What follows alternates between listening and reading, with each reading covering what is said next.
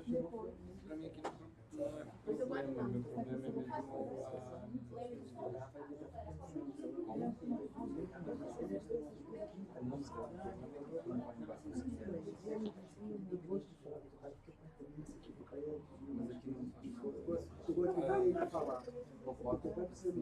mesmo internet pela energia. Mas aí eu não estou na mesma fase, não tenho pau, não tenho internet.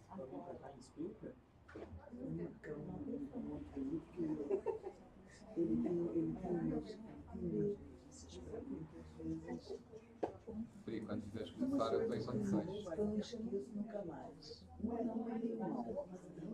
Ok. Acertou em cheio.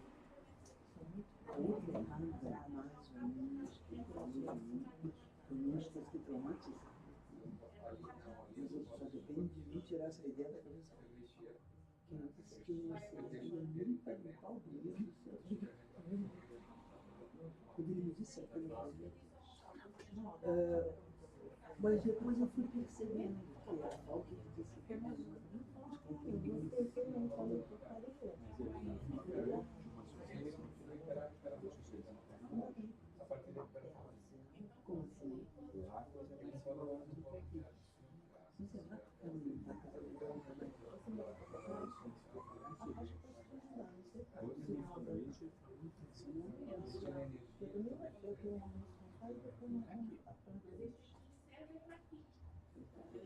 como assim? Porque lá está, exatamente, muito legal, a possibilidade de desfrutar da festa do Senhor. Também está falando da festa do Senhor, já foi na minha cabeça. Havia uma pessoa que queria ir na festa, mas não podia, só podia a festa.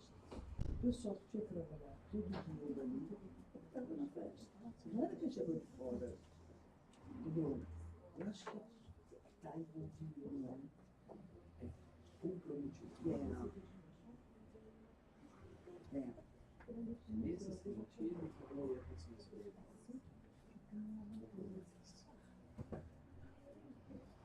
Eu falo assim, eu quero trabalhar. Calma, você já trabalha. Você já trabalha. Eu trabalho. Meu trabalho é assim, não quero, eu queria. Como eu trabalhei no Batuíra, eu sou trabalhadora do Batuíra, eu trabalho, mas o ramo não quer mais aqui, porque o seu plano viu que eu faltei aos compromissos. No sentido de que, você aparece aqui de vez em quando, né? Você está aqui, mas não está, né?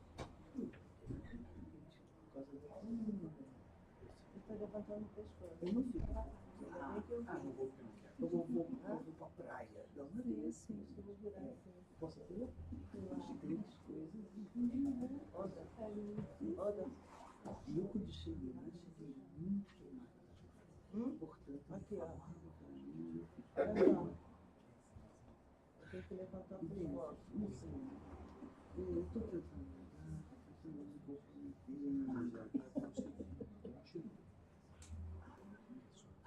é uma oportunidade de compromisso.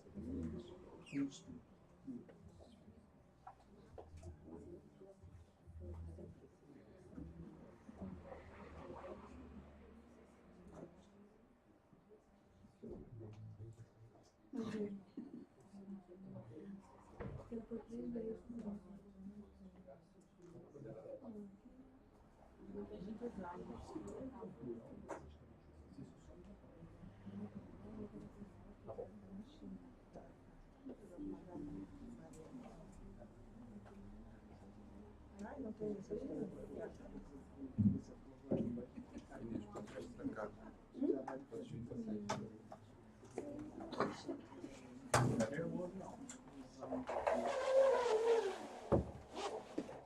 Inês, eu quero que distribuam. Vão passando para trás. É. Tiram um e passam ao próximo. Vamos dar aqui uma energia. Vamos dar energia à energia.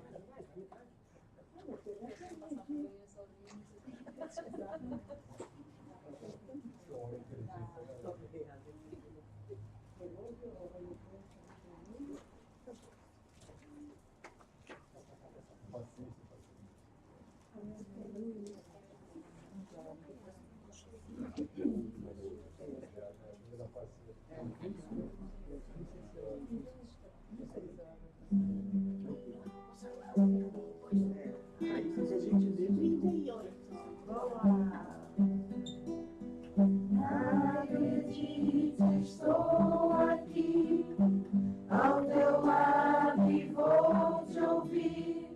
Venho consolar teu coração. Fale-me do teu sofrer, busque a mim bastante. Posso restaurar a tua vida. Aleluia, aleluia, aleluia,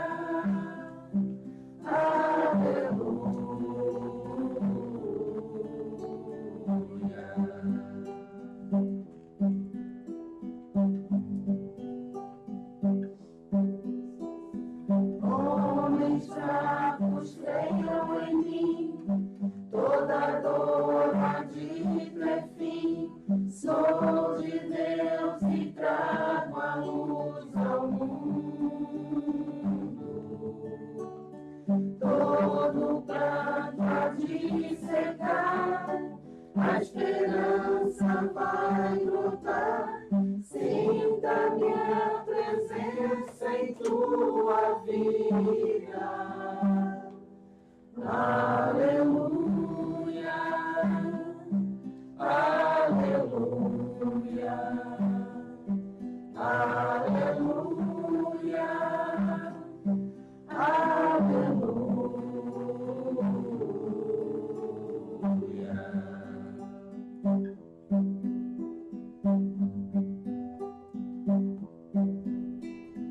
sou Cristo Consolador, mensageiro do amor. Junto a mim encontrarás abrigo. Nas tormentas e na dor, não desistas, lá estou. Trago a esperança, sou amor. Aleluia, aleluia, aleluia,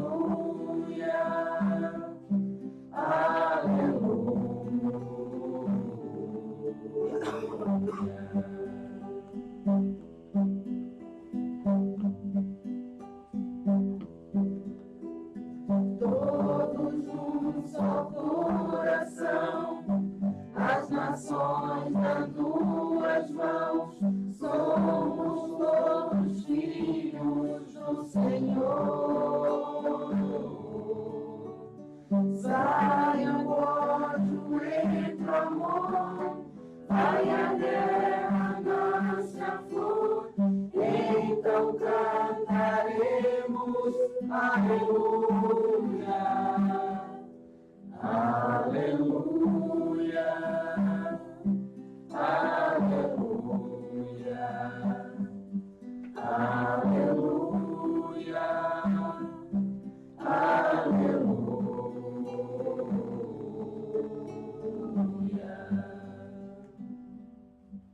53. Então, 53.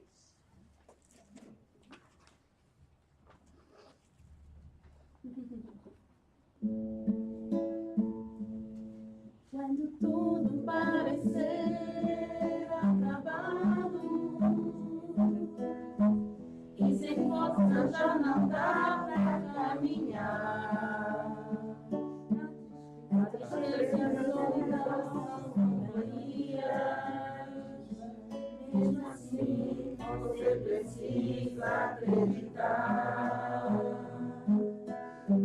Não se lembra do que aconteceu com aquele coxo que ficava bem sentado a mendigar, esperando de alguém uma saída, mas com certeza outro dia ia voltar.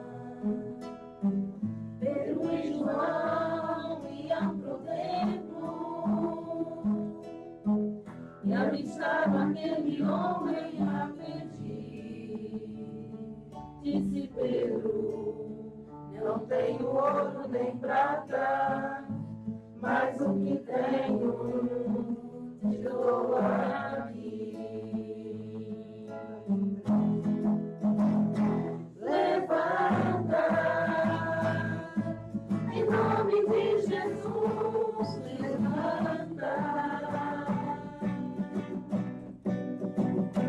Levanta, em nome de Jesus, e anda. Levanta, em nome de Jesus, levanta. Em nome de Jesus, e anda. Levanta e anda, em nome de Jesus.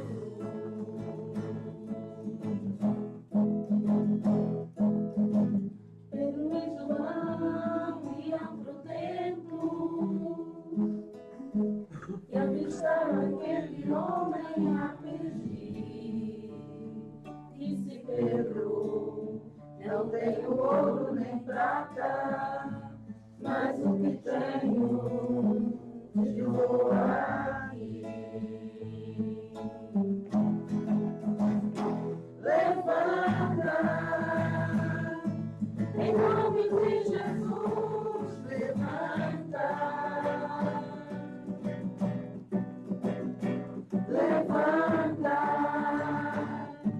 em nome de Jesus, e anda. Levanta, em nome de Jesus, levanta. Em nome de Jesus, e anda. Levanta e anda, em nome de Jesus.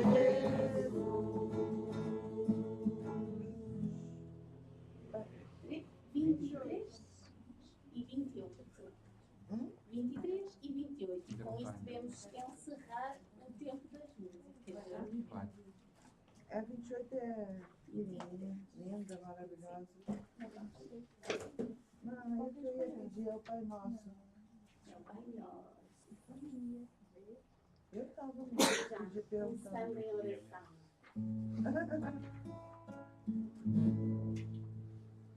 Pai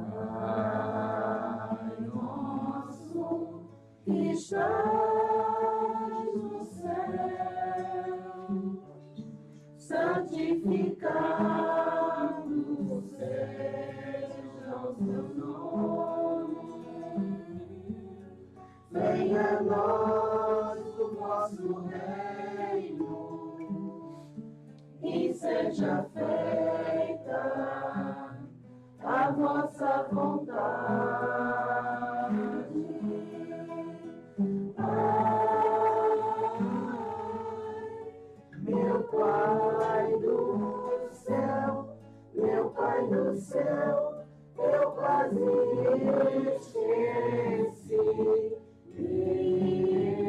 esqueci que o teu amor vela por mim. Vela por mim e seja feito assim. O pão nosso de cada dia dá-nos hoje sempre. Perdoai nossas ofensas, assim como também nós perdoamos. Pai, meu Pai do céu, meu Pai do céu, eu quase esqueci que o teu amor vela por mim, vela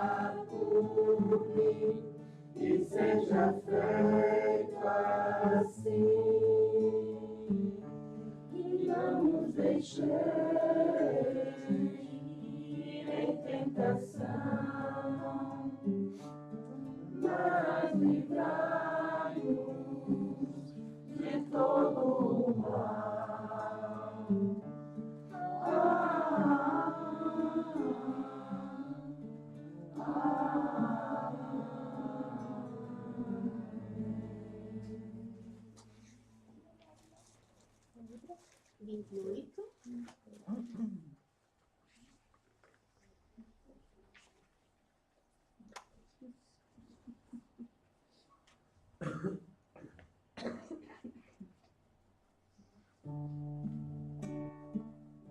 Já devem ter percebido, devido aos problemas técnicos, resolvemos aguardar pela hora normal. Então, agora seguimos, creio que na última música, para depois iniciarmos o trabalho. Tua mensagem, Divino Mestre, é a mensagem de paz e amor. Levanta o fraco, anima o forte, traz sempre alívio ao sofredor. Na tua senda, o caminheiro não sente o peso da sua cruz, porque caminha, fica no céu e te sentindo, Mestre Jesus. Tua mensagem, Divino Mestre, é a mensagem de paz e amor. Levanta o fraco, anima o forte, traz sempre alívio ao sofredor. Na tua senda, o caminheiro não sente o peso da sua cruz,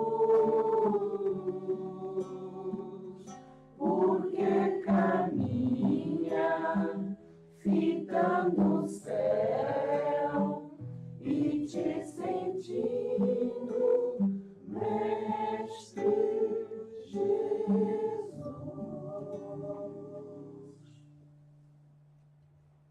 Quanta luz? Quanta luz. Quanta luz express. Estamos precisando da luz elétrica, então. Vamos nós criar a luz, lá está.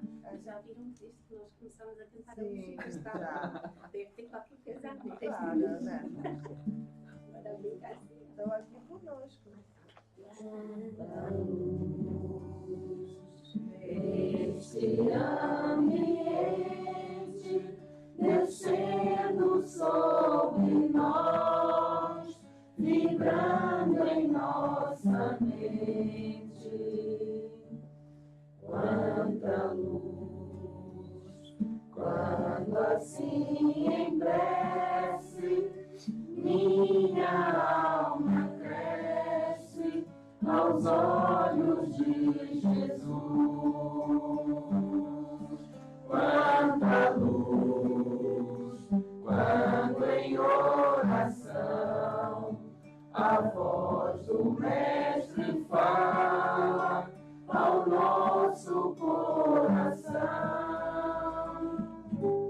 Quanta luz descendo sobre nós. Quanta luz, quanta luz, quanta luz. Neste ambiente descendo sobre nós, vibrando em nossa mente. Quanta luz, quando assim em prece,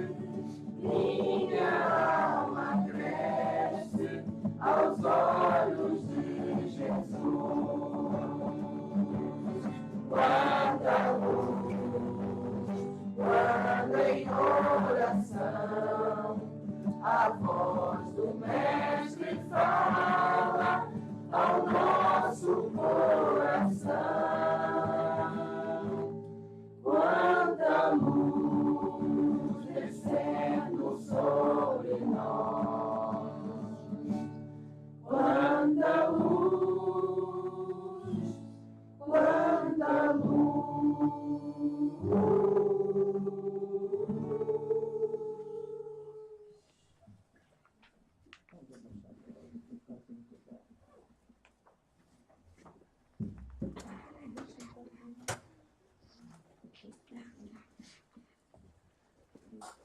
E nós terminamos este momento de orações cantadas num final de oração em que serenamos mais um pouco ainda, respiramos fundo e agradecemos ao Pai de amor por esta oportunidade que temos, por esta vida, por todas as suas características, as dificuldades, os sucessos, por cada acontecimento e por este em particular que nos permitiu estar reunidos nesta hora, em seu nome, aprendendo, estudando, renovando-nos, renovando forças e vontade de trabalhar cada vez mais, de caminhar mais firme, mais reto, em direção a essa força maior, através dos ensinamentos de Jesus. Que o nosso coração possa abrir-se nesta hora para acolher com imenso amor aquele companheiro que já nos vem premiando com a sua presença, dá uns aninhos para cá, e a quem tanto amamos, a quem tanto desejamos o bem, a si e a toda a obra que representa o nosso André Luís Vilares. Então, eu gostaria de apresentar a obra, mas eu juro que vou ser sincera, tem sido um privilégio, não sei, será boa ideia meter já a andar? Pode ser.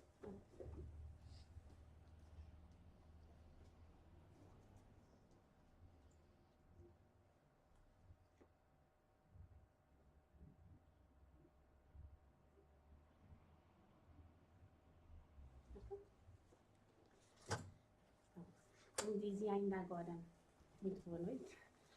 Tem sido um privilégio desde que começámos a receber aqui o André e o pai, André Luís Vilares, trazer o nome, dado que só agora começou a gravação, à nossa casa. Nós temos tido esta fantástica oportunidade de os conhecer a eles e à obra que representam. O centro maravilhoso, nada em tamanho e até em obra que se compara ainda à nossa casinha pequenina, mas que tem vindo a construir e a fazê-lo crescer cada vez mais em obra de amparo, de auxílio, em todas as vertentes. E eu acho que é tão especial, e nós temos tido essa oportunidade no fim das palestras de conversar um pouco mais, de aprender, de pensar para a frente também, e eu acho que valia a pena. Não sei, tu saberás o que devem partilhar ou não, mas eu creio que é realmente especial. O André, cada vez que cá vem, traz alguns livros inclusivamente, e esses livros, na realidade, não servem de todo para custear viagens ou nada, que vai sendo guardado o dinheirinho de todos os anos, vão sendo guardados uns dinheirinhos para conseguirem fazer estas viagens como se fossem de férias. Portanto, sai a custo próprio, pessoal. O dinheiro que se faz com as obras vendidas é exclusivamente para suportar a obra do centro. E lá está, realmente extraordinário. Eu não conseguiria contar-vos tudo o que eles já nos contaram, que é muito, muito interessante. Todas as coisas que já lá vão fazendo e que também já vão ensinando a outros para fazer aumentar. E então, eu pedia-lhe que viesse apresentar. É o Centro Espírita Perdão, Amor e Caridade de Itapira, em São Paulo. Mas eu passava a palavra a quem de direito neste momento.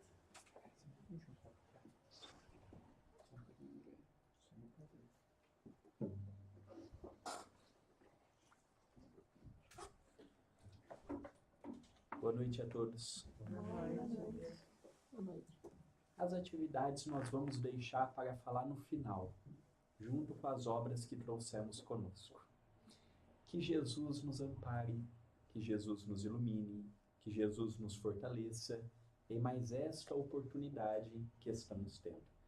Estar nesta casa, para mim, é sempre um motivo de muita alegria, rever amigos queridos, estar em companhia dos amigos espirituais que aqui trabalham, que possamos nesta noite, fria lá fora, mas fazermos uma noite proveitosa aqui dentro. Fazer uma noite em que, acima de tudo, troquemos experiências. Porque tanto quanto vocês, eu também aprendo. Tanto quanto vocês, eu também repenso, analiso e modifico na abençoada escola que todos nós estamos matriculados. Nesta jornada que estamos fazendo por Portugal, nós estamos falando muito da importância da encarnação. Nós, os espíritas, tem alguns momentos da nossa existência que nós saímos um pouco fora da realidade e passamos a reclamar um pouco mais do que o habitual. Passamos a nos queixar um pouco mais. E é momento de nós vermos a oportunidade que estamos tendo. A finalidade da nossa existência. Independente se eu nasço no Brasil, em Portugal, em que parte for, o meu compromisso, o nosso compromisso é o mesmo. Independente do país que eu estou, independente da cultura que eu me encontro, todos nós, ao chegarmos nesta casa, ao conhecermos o Espiritismo, automaticamente vemos a vida de modo diferente. Passamos a dar valor em algumas coisas que antes não dávamos, e algumas coisas que dávamos valor, deixamos de dar. Essa pergunta, Allan Kardec fez e está em O Evangelho segundo o Espiritismo. Convido os amigos a não lerem o Evangelho segundo o Espiritismo apenas abrindo ao acaso. Tem muitos espíritas que são espíritas há anos e nunca leram o livro de ponta a ponta. Abre no Evangelho no lar, abre pela manhã, abre antes de dormir. O Evangelho também tem que ser estudado. E nesta pergunta, nós vamos ver uma temática interessante. A encarnação é uma punição? Aquele companheiro que nasceu com uma síndrome, aquele companheiro que nasceu com uma mutilação física, aquele companheiro que nasceu com um problema neurológico, é punição? Aquele companheiro que perde os pais em tenra idade, aquela pessoa que nasce num lar bagunçado, é culpa de Deus? Deus vinga dos pais, do filho, dos netos? Qual que é a visão que nós temos da nossa encarnação? Nós, todos, já paramos para analisar o contexto social, econômico, cultural e religioso que nos encontramos? Já paramos para analisar o compromisso que assumimos antes da nossa atual encarnação? Quando estamos no mundo espiritual, muitos de nós tivemos um sofrimento intenso. E nos conta André Luiz em suas obras que, para aliviar o sofrimento, pedimos para vir com um corpo problemático, com um casamento difícil, com uma situação financeira complicada. Só que quando eu chego aqui, eu passo pelo véu do esquecimento. Temporariamente eu esqueço tudo o que eu pedi e assumi no mundo espiritual. Aí eu olho para o meu corpo e falo assim, mas Senhor, por que a pessoa não tem isso e eu tenho? E começamos o comparativo. Começamos a perguntar, mas por que ele pode e eu não posso? Por que ele consegue e eu não dou conta? A nível familiar é a mesma coisa. O ser humano tende, de modo natural, psicológico, a analisar que o do outro é melhor que o dele. O carro do outro é melhor, o telemóvel do outro é melhor, a casa do outro é melhor. E isso faz que eu viva em função do outro, não em função minha. E esqueço de agradecer o que eu tenho. Isso é nível mundial. E é aqui que entra o contexto espírita. Em alguma situação, alguma encarnação entra como punição? Porque nós temos muito aquele olhar, olha que coitado. Olha como sofre. Lá no Brasil, tem hospitais para tratar pessoas com cancro, que lá chamamos câncer. Tem hospitais que é só para crianças. Crianças que foram diagnosticadas com cancro em tenra idade, que nunca dormiram uma noite na casa deles. É punição? É castigo de Deus? Qual a visão que eu tenho que ter de uma criança desta? Qual a visão que eu tenho que ter quando eu vejo uma pessoa travada, lá no Brasil se chama cadeira de roda, aqui se chama igual? Qual a minha visão? Eu posso ter aquele olhar de pena? Coitado, como sofre? Como eu, como espírita, como eu devo ver tudo isto? É um pouquinho disto que nós vamos tratar no dia de hoje. É o item 25º do capítulo 4 do Evangelho segundo o Espiritismo. A encarnação é uma punição e somente os espíritos culpados é que estão sujeitos? Qual que é o critério? A lei divina é para todos? É para alguns? Ele analisa o antecedente? Ele analisa o parentesco? Ele analisa a situação financeira? Qual que é o critério divino?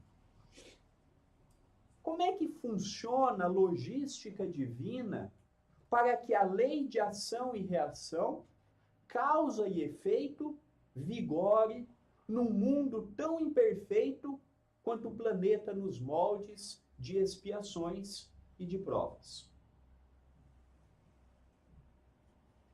Começa a resposta. A passagem dos espíritos pela vida corpórea é necessária para que eles possam realizar, com a ajuda do elemento material, corpo físico, os propósitos cuja execução Deus lhe confiou. Antes de nós analisarmos mais detidamente esta pergunta, vamos usar esta última frase, essa última linha. Cuja execução Deus lhes confiou. O que Deus espera de nós? O que Deus espera do André Luiz? O que Deus espera de cada pessoa que aqui está? Das pessoas que estão lá fora? Se eu não descobrir o que Deus espera de mim, e se eu não descobrir o que eu espero do que assumir no mundo espiritual, como poderei executar uma tarefa? E aí nós começamos a ver que a encarnação é o maior presente que Deus poderia dar. O recomeço. Allan Kardec, o nosso codificador, pergunta em O Livro dos Espíritos: já que somos espíritos milenares, temos começo, mas não temos fim, e aqui nos encontramos para o progresso múltiplo, lado material, espiritual, moral, intelectual. Eu posso, no mundo espiritual, em alguma dimensão que compõe o mundo espiritual, eu posso desenvolver todo este quadrante, toda esta perspectiva dos equívocos assumidos frente à lei divina? A espiritualidade responde de modo que vem complementar o que nós estamos vendo aqui. Quando se assume uma dívida perante a lei divina e perante si mesmo, apenas ao assumir um novo corpo físico, poderá começar a resgatar um débito. Pois bem, a nossa atual encarnação é uma junção das nossas últimas oportunidades reencarnatórias. E nós temos muito presente o nosso passado.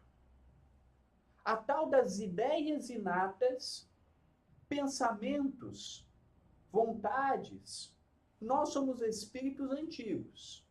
Uns aproveitaram bem as suas oportunidades. Outros continuam com aquela mesma viciação de outrora.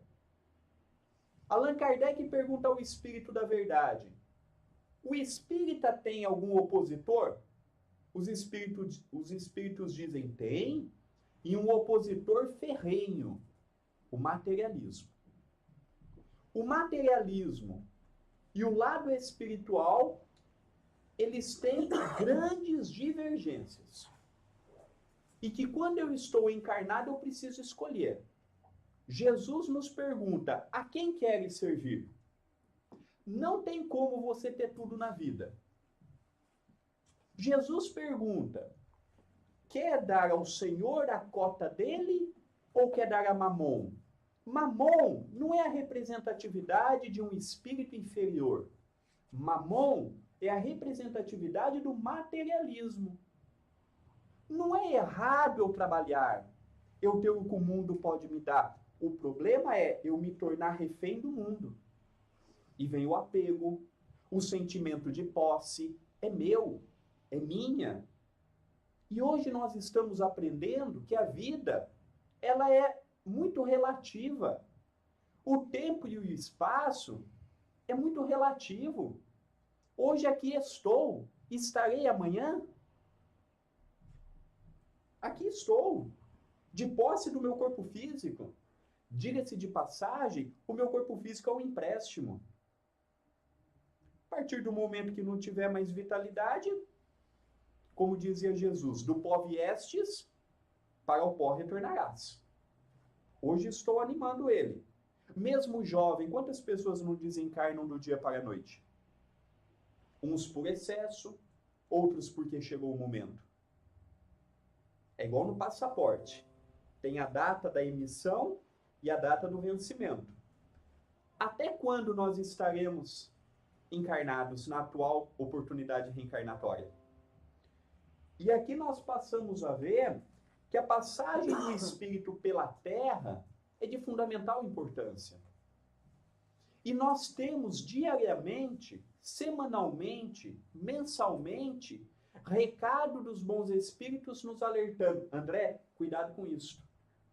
Eu não preciso ter uma audição nítida do mundo espiritual, uma clarividência do mundo espiritual.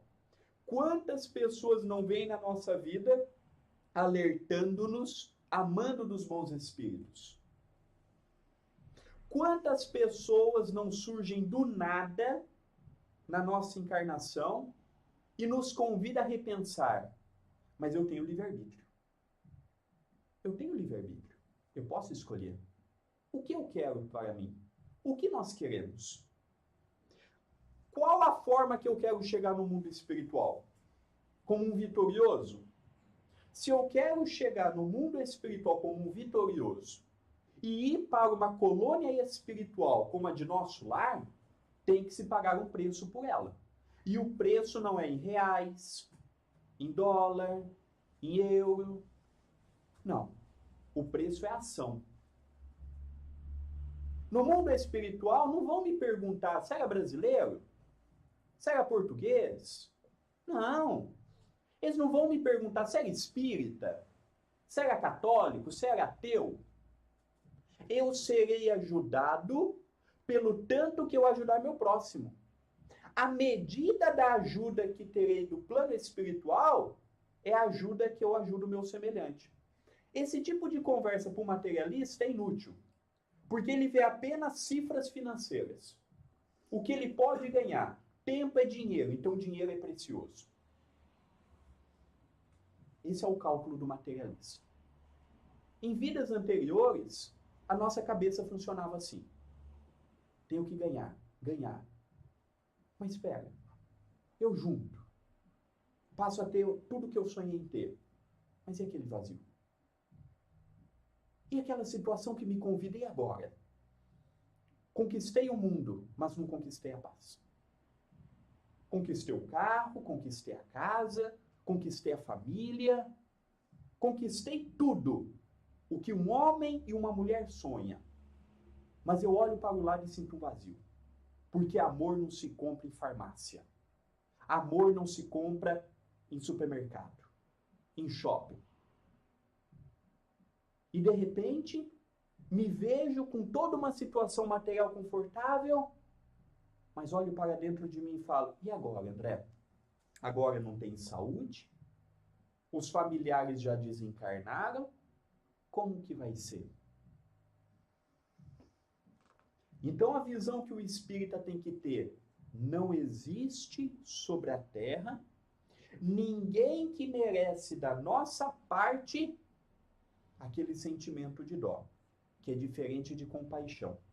Compaixão é eu sentir a dor do outro. Dó é quando eu me coloco acima dele, ao ponto de eu ter piedade de alguém. E nós ainda não estamos em condição de estar acima de ninguém. Nós estamos aqui aprendendo diariamente. Então, começa São Luís, o benfeitor de Allan Kardec e da Sociedade de Estudos Parisiense, espíritas, mostrar para nós que a encarnação, ela está em nossas mãos. E cada um de nós, independente da idade, está construindo o nosso amanhã.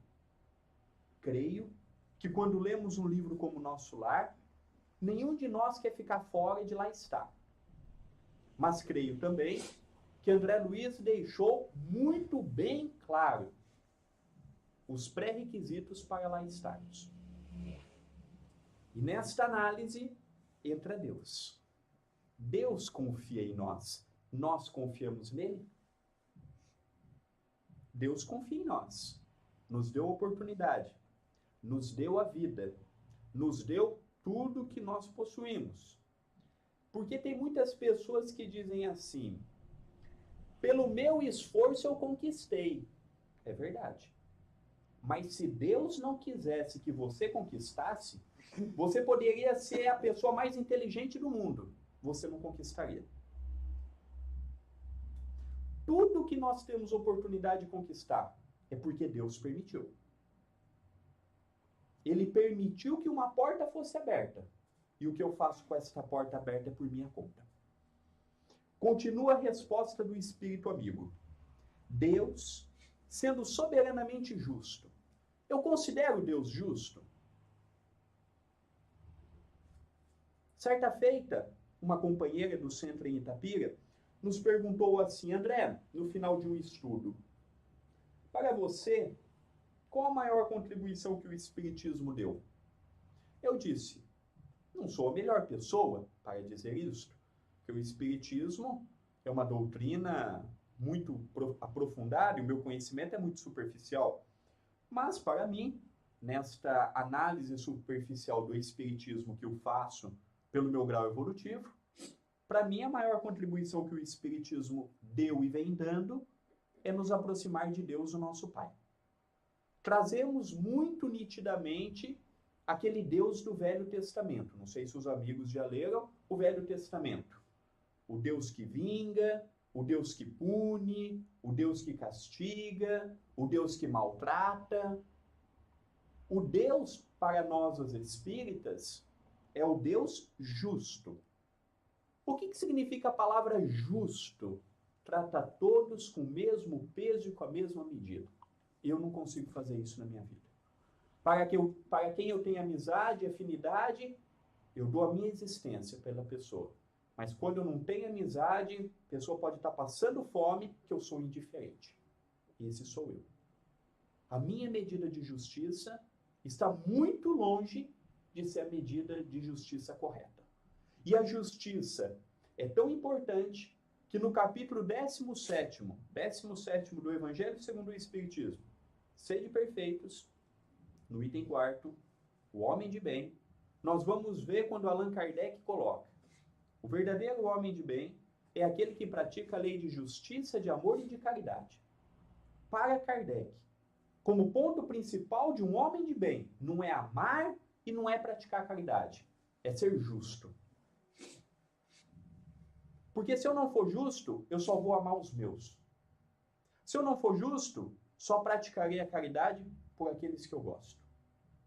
O princípio do homem de bem é ser justo. Nós somos justos? Se não sou, estou trabalhando para ser?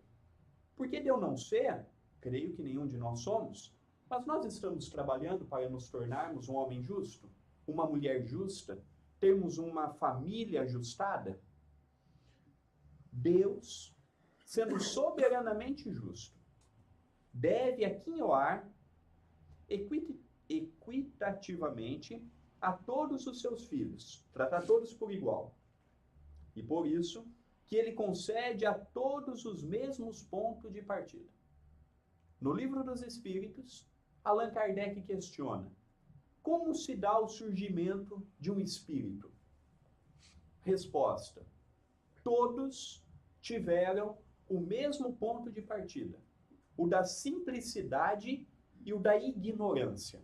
Quando eu vejo um espírito no quilate de Chico Xavier, ele não nasceu Chico Xavier. Por muito esforço, ele se tornou Chico Xavier. Nenhum espírito nasceu sendo bom ou sendo mal. As nossas escolhas nos moldaram para ter um feitio de bondade ou um feitio de maldade. Nenhum de nós nasceu para ser um criminoso, como nenhum de nós já nasceu pronto para um espírito bem-aventurado ou um espírito puro. Eu vou lapidando, mas tem espíritos que se conservam por milênios a fio no caminho da maldade e da ignorância. Existem espíritos que neste momento estão trabalhando pela descoberta de doenças para muitas curas que hoje não têm cura, para muitos diagnósticos que hoje não têm solução. Mas no plano inferior, tem muitos laboratórios desenvolvendo novas drogas, novas armas, novas formas de magoar a criatura encarnada. Então nós temos de tudo. E conforme a lei da afinidade, nós vamos nos associando ao que desejamos. Deus nunca privilegiou ninguém. Nenhum espírita consciente pode dizer assim: eu tenho menos do que o outro. Não. Nós todos temos igual. E estamos aproveitando a nossa existência conforme o que podemos. Tem muitas pessoas que não compreenderam a compreensão do auto-perdão. Erraram no ontem. E aquilo fica machucando, fica martelando na cabeça da pessoa. Se até o advento de eu ser espírita, eu cometi um equívoco, errei na forma que conduzi os meus filhos, errei na maneira que lidei no meu casamento, tive algumas atitudes que comprometeram o meu relacionamento familiar, profissional, social. Vamos nos preocupar a partir do momento que eu cheguei numa casa espírita. Porque a quem muito foi dado, muito será cobrado. Até o advento de eu ser espírita, o que eu posso falar? Eu não sabia. E agora? Que compreendemos que a vida é momentânea. Estamos hoje, não sei se estarei amanhã. Algum de nós, se desencarnar hoje, vai poder dizer assim: eu não sabia que era para ter feito mais?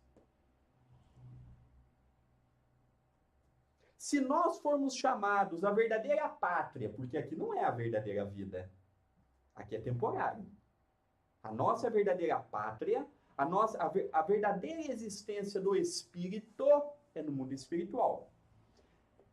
Para onde eu vou se eu desencarnar hoje? Vivemos num prédio de 7 andares.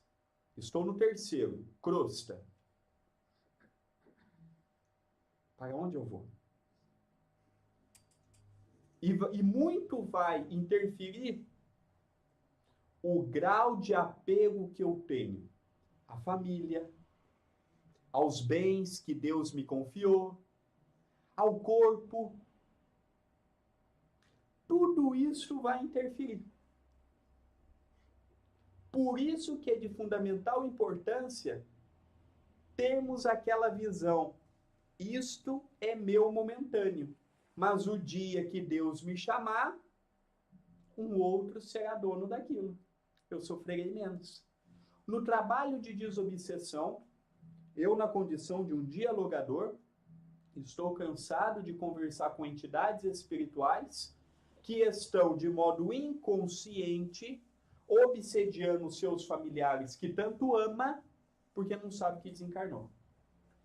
Nós nos preparamos para viver. Preparamos para formar um lar, para trabalhar, para estudar. Agora nós somos convidados também a nos preparar para a desencarnação. Para chegarmos no mundo espiritual conscientes.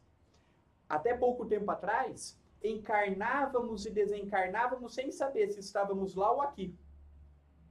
Para muitos de nós, a atual desencarnação será a primeira que sabemos. Agora eu morri.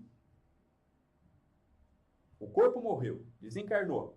Agora é o espírito. Se eu continuar no caminho que eu estou, porque a vida aqui na cruz é ilusória, nos convida a muitos caminhos. E se eu não tiver fé, serenidade e equilíbrio, as minhas escolhas caminham ao oposto do Evangelho, ao oposto de Jesus. E no mundo espiritual, não vai adiantar eu dizer assim, eu não tive tempo. As 24 horas para nós é igual. As minhas 24 horas são as mesmas de vocês. Por que tem gente que faz e outros que não? Eu não vou poder falar que é falta de tempo. Ah, mas porque eu tive família. Família todos nós temos. Ah, mas eu tive trabalho. Também trabalho 8 horas por dia. Nós vamos falar o quê? Aí vamos falar assim, ah, mas porque em Portugal era mais difícil. Ah, porque no Brasil era mais difícil. Não. No mundo espiritual, eles vão colocar a gente numa poltrona confortável e vão falar assim, vão puxar um telão, igual o Ivan fez, vão falar assim, vamos analisar a nossa vida. Aí vai aparecer a gente lá. Aí vai aparecer assim, tempos perdidos no telemóvel. E aí vai vir detalhado, Facebook, Instagram, WhatsApp. Para aqueles que na época do Orkut, aqui também teve isso, e tem alguns que é mais antigo, né? Vai pegar tudo isso. Isso você pode falar para nós, mas ó, a contabilidade é lá, e não é aqui. Então nós temos que avaliar. No livro Cartas e Crônicas, tem uma passagem muito interessante de Belarmino Bicas. E foi espírita. Igual nós somos. Conta Humberto de Campos por Chico Xavier.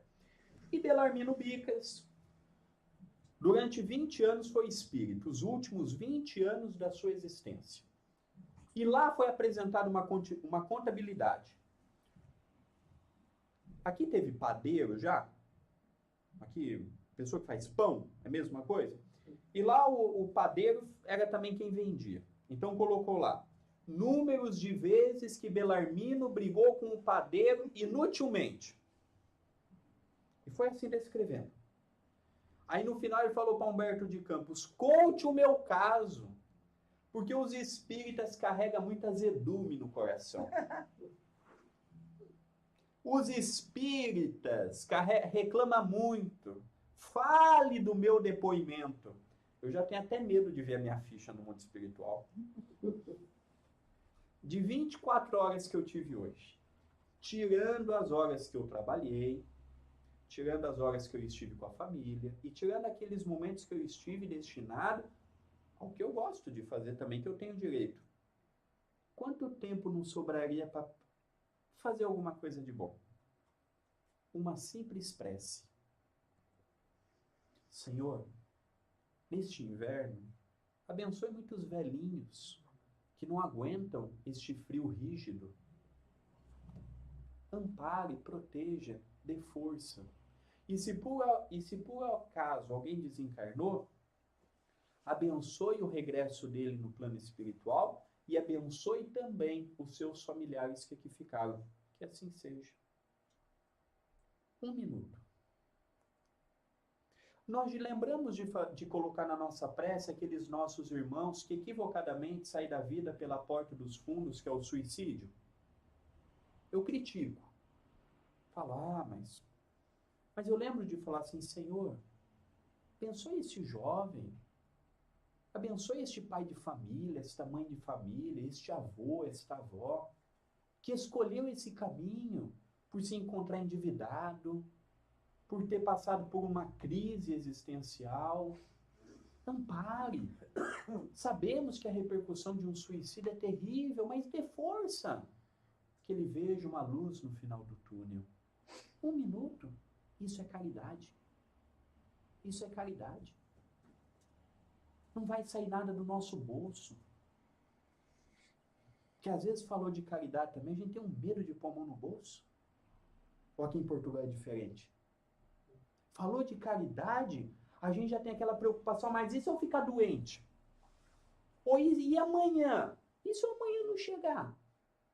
Tem pessoa que fala assim para mim, André, lá no Brasil é aposentadoria, que é reforma. André, quando eu reformar, eu vou trabalhar no bem. Eu falei, você está perdido. Primeiro que agora é 60 e tantos anos, 70 anos, né? A minha geração vai aposentar com 90. Segunda coisa, e se você não aposentar, você não vai ter feito bem? Porque a gente vai colocando umas metas doidas, né? Quando meu filho crescer. Aí o filho cresce e vem o neto. Quando eu tiver dinheiro, então ninguém vai fazer o bem. Então a gente vai colocando umas metas doidas na cabeça, a gente vai fazendo aquelas promessas que sabe que não vai cumprir. É igual quando alguém faz uma pergunta e a pessoa não sabe responder. Ela fala e não fala nada. A gente é assim para conosco. Eu vou fazer, porque isso, porque aquilo. Chega no mundo espiritual com uma mão na frente e outra atrás.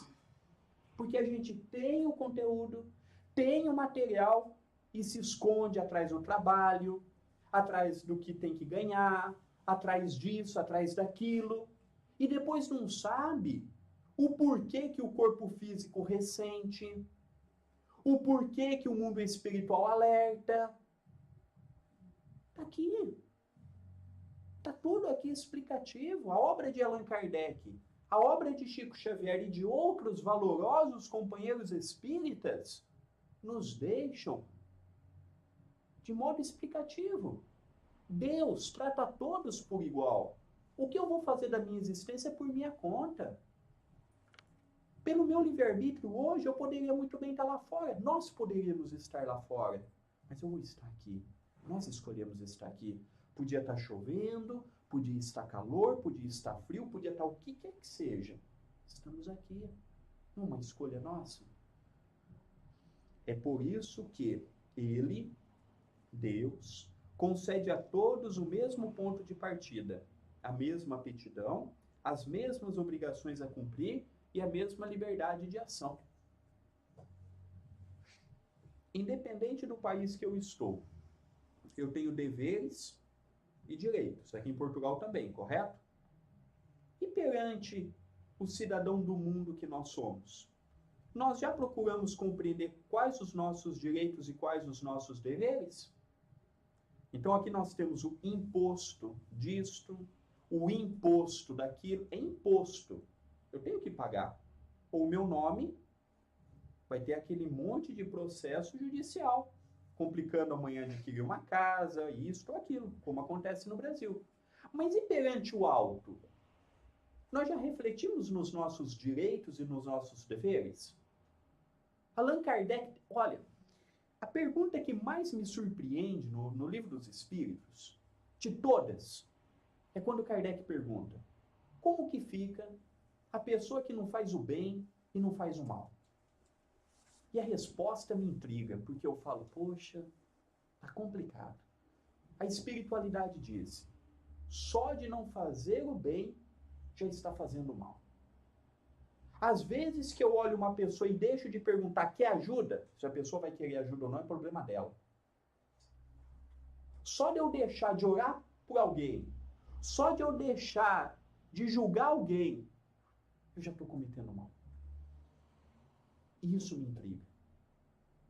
Porque às vezes eu passo o mês todo e não teve uma atitude no bem. Aí vem os bons espíritos. Continue. O começo é assim mesmo. Quem mandou no ontem fazer as escolhas erradas? Quem mandou no ontem está na inércia espiritual. o recomeço, ou o começar novamente, vai exigir um esforço sobre-humano. Por isso que ser espírita é sinal de trabalho, não é de privilégio. Ser espírita é sinal de que tem que trabalhar. Não é sinal de que, olha, nosso conhecimento nos dá isso, nos dá aquilo, nos possibilita aquilo outro. Aqui nós vemos todos.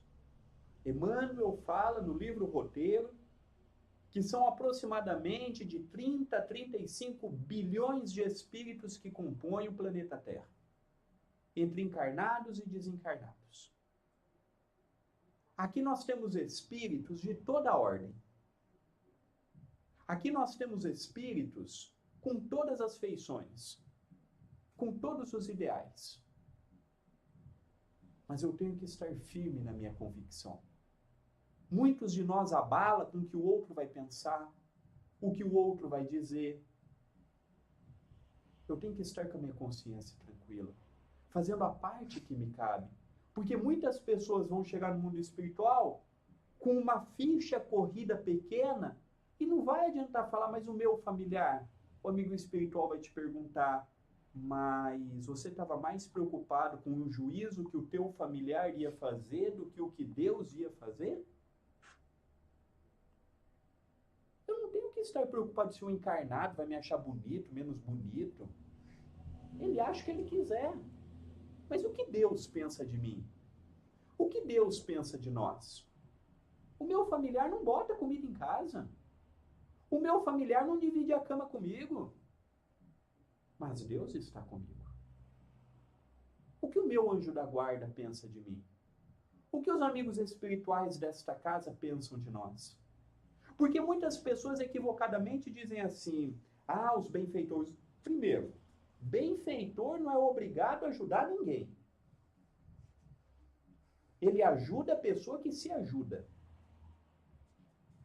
Benfeitor vai nos analisar uma semana, um mês. Vai ver que a gente está na mesma onda. Está pouco fazendo por melhorar. Eles vão perder tempo com o André Luiz? Benfeitor não ajuda a todos da mesma maneira. Benfeitor ajuda mais quem doa mais. Não financeiramente falando, mas de coração. No livro Voltei, de Frederico Figner, que assume o pseudônimo de Irmão Jacó, pelas mãos de Chico Xavier, ele conta que ele ficou intrigado quando ele, que foi dirigente da Federação Espírita Brasileira, orador, articulista, e ele ficou intrigado porque uma professora de evangelização ia uma vez na Associação Espírita, ele ia todos os dias, estava melhor do que ele no mundo espiritual. E ele pergunta para Dr. Bezerra, que é quem o orienta naquela obra. Dr. Bezerra, por que isso? Eu fui todos os dias na associação, eu fiz isso, eu fiz aquilo outro, e foi contando tudo o que ele fazia. Dr. Bezerra, calmo, atencioso, ouve com atenção e fala assim, ela ia uma vez, você ia 7. Mas a única vez que ela ia por semana, ela ia com amor. Você, a maioria das vezes na semana que ia por obrigação. O assunto parou ali. Não adianta fazer por fazer. Dar por dar. Ajudar por ajudar.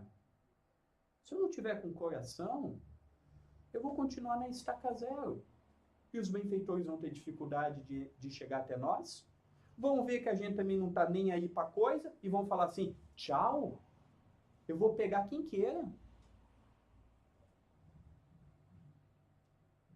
Eu vou atrás de alguém que queira trabalhar com seriedade. Então nós temos que analisar aquela frase de Jesus. Ajuda-te e o céu te ajudará. Não é os espíritos que vão me ajudar e depois que eles me ajudarem eu vou ajudá-los. Não, eu tenho que fazer minha parte. Eu tenho que ir atrás. E naturalmente os espíritos caminham conosco. Continua São Luís. Todo privilégio seria uma preferência. e toda preferência uma injustiça. Mas a encarnação para todos os espíritos é apenas um estado transitório. Por isso que o Chico tinha na sua cama aquela frase: tudo passa. Deus não trabalha com privilégio para ninguém. Aquele que tem mais é porque mereceu da justiça divina uma cota maior do que aquele que se esforçou menos. Quando eu olho para uma pessoa e falo assim, que maravilha, a vida daquela pessoa caminha com uma naturalidade que a minha não caminha. Hoje nós compreendemos o porquê. Estamos com o corpo que precisamos estar, na família que necessitamos estar, no país que temos as dívidas a resgatar. Estamos no lugar certo, na hora certa e no momento certo. E se não for para ser ali, a vida nos convidará a sair dali. No mecanismo divino, pela lei da afinidade. Isso tudo caminha numa perfeição que às vezes eu olho para o mundo e não consigo compreender, porque o mundo é tão imperfeito e tão injusto que eu tenho dificuldade de compreender. A lei do homem não é igual para todas. Não adianta nós falarmos que o rico e o pobre, perante o juiz, vai ter ainda os mesmos direitos e os mesmos deveres. Ainda há uma diferença. A cor da pele, a religião. Mas isso aos olhos nossos. Deus não trata nós assim. Deus não está nem aí se eu sou branco, negro, se eu fui de uma família de elite, ou um sobrenome afamado, ou se eu fui uma pessoa simples. Eu me recordo, lá no Brasil, tem aqueles varredores de rua, não sei como é que chama aqui em Portugal. E o Chico estava, certa feita, no Rio de Janeiro, naquela altura, capital federal do Brasil. E ele estava com os dirigentes da Federação Espírita Brasileira, andando no calçadão, próximo à praia, à beira-mar. E, de repente, viu uma pessoa, um senhor negro, já velhinho, varrendo aquela praça. De repente, o Chico chegou para os companheiros da federação e disse assim, olha, vocês me dão licença que eu vou cumprimentar uma pessoa. Deixou aquelas pessoas de lado e foi até este varredor de rua. Deu um abraço nele, conversaram um pouco, deram risada, o Chico voltou e continuou. Um deles não aguentou e perguntou assim, Chico, você o conhece? Ele falou assim, nunca vi na frente. E por que o senhor foi lá? Ele falou assim, ele viu que a pergunta que fizeram foi mal intencionada. Foi com um sentido, mas o que aquele homem tem para te dar? Ele não representa nada, não tem nada. Não. Por que você foi lá?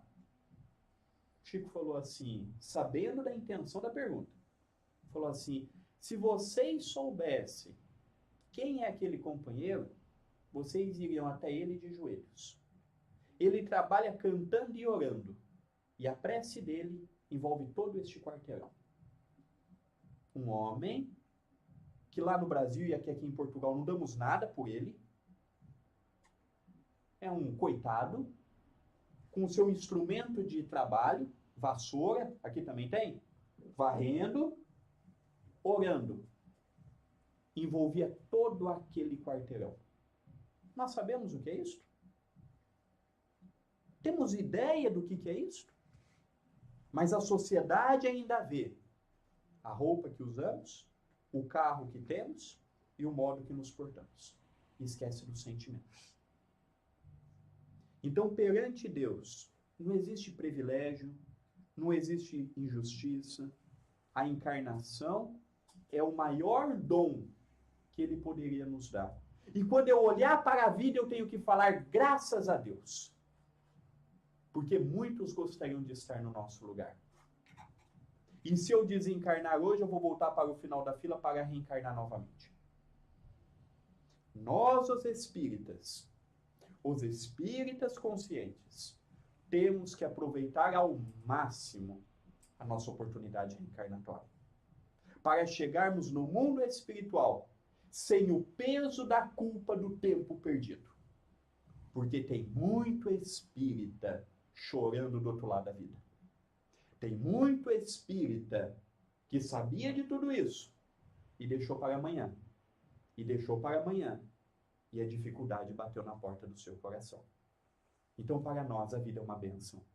O sorrir, o interagir, o viver, o curtir os momentos. Eu não posso pensar nem no ontem, nem no amanhã. Eu tenho que pensar no hoje. O ontem já ficou. O amanhã é uma construção do hoje. Se for para eu passar por uma doença, e estiver na minha ficha kármica, eu vou passar. Se for para o familiar retornar para o mundo espiritual, vai retornar. Porque o espírita não tem privilégio. Não é porque eu venho na casa, que eu sou passista, que eu sou orador, que eu sou médium, que eu não vou passar pela lei kármica. A diferença é quando os bons espíritos que vêm executar a lei divina, a lei kármica, nos vê trabalhando no bem, ela é suspensa por tempo indeterminado. O que era para ser uma complicação, passa por uma doença, uma dificuldade, logo vem o auxílio e a pessoa tem a oportunidade de continuar. Continua São Luís nos dizendo: os que executam essa tarefa com zelo sobem rapidamente e de maneira menos penosa os primeiros degraus da iniciação e gozam mais cedo o resultado do seu trabalho.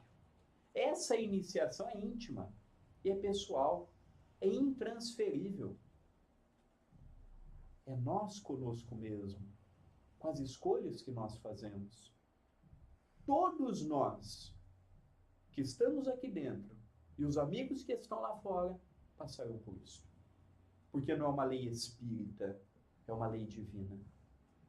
Mudando-se os nomes, mudando-se os conceitos, mudando-se os exemplos, mas a finalidade de qualquer pessoa que encarna e assume um corpo físico é conseguir superar si mesmo, vencendo as suas más tendências e as suas más inclinações.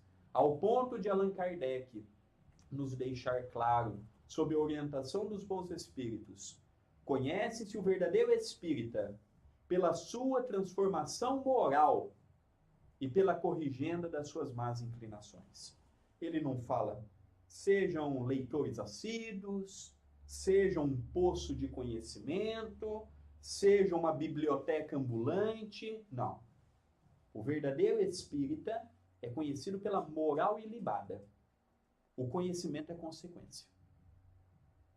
No mundo espiritual, não vou analisar os livros que eu li ou que eu deixei de ler, sem falar que o conhecimento é de fundamental importância. Mas o Espírito da Verdade deixa no próprio Evangelho para todos nós. Os espíritas têm duas máximas. Primeira, amai-vos. Segunda, instruí-vos. A primeira é amar. A gente está tendo um poço de instrução, mas a gente está esquecendo que a instrução é secundária. O amor, em qualquer parte que seja, do nosso modo, a nossa maneira, conforme podemos, é o caminho principal. O amor é a primeira. E nos fala Chico Xavier, que era um sábio. Olhamos muito Emmanuel, André Luiz, Humberto de Campos, mas Chico Xavier era um espírito de uma grandeza inimaginável.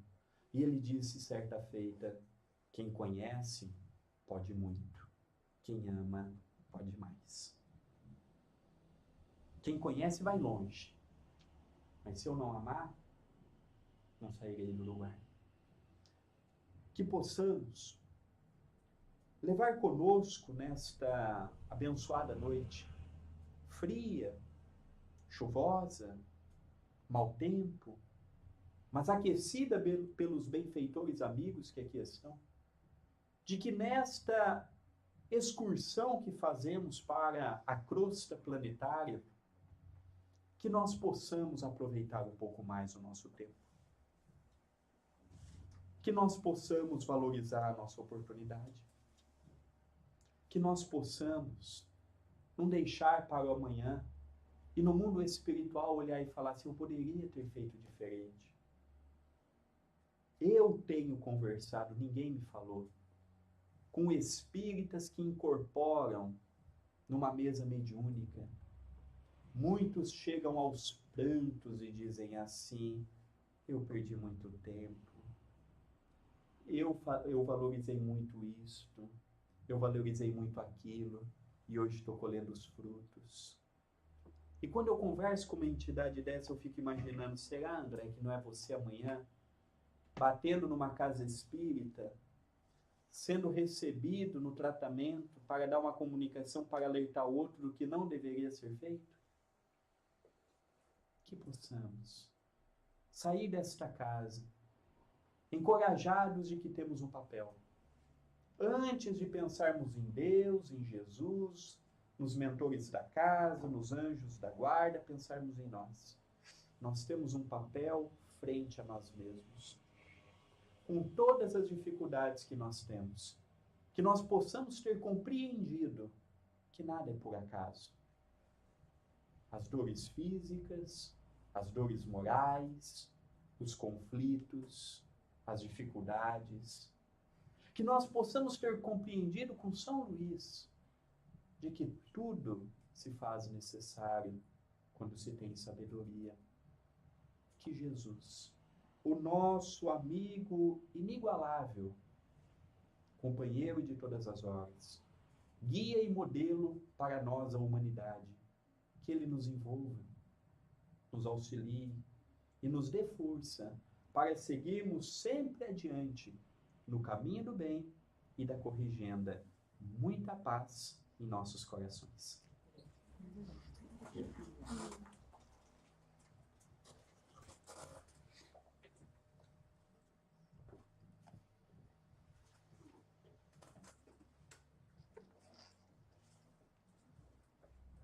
Enquanto você está arrumando, eu vou falando dos livros e do WhatsApp da TV para prece, tá bom? Queridos amigos, há aproximadamente 6 meses atrás, um pouco mais, um pouco menos, o Dr. Marco Antônio, que é o pseudônimo utilizado por um médico psiquiatra que nós tivemos em Uberaba,